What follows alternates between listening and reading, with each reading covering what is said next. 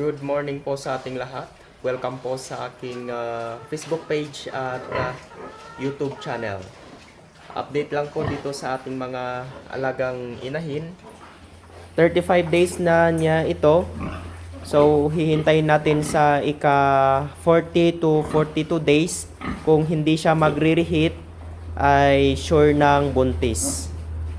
At itong isa naman, ay kukunin nila sa Friday.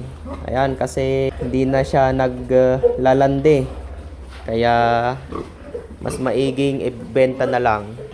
Tsaka ito naman, bali 54 days simula noong nabulugan. Ayan, nag-uumpisa ng lumalaki yung kanyang tiyan. Itong dalawang to ay pinaalaga ng aking lola. Wala daw siyang paglalagyan, kaya dito muna sila. Itong payat na to ay naglalande, kaya hindi siya mapakali. At last month lang tong naglande. Ito naman yung malapit ng mga anak. 107 days na niya ngayon at due date niya sa September 15.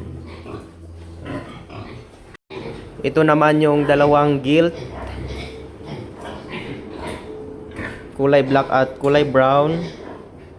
Mag-4 months sila sa September 22. Simula noong nabili namin.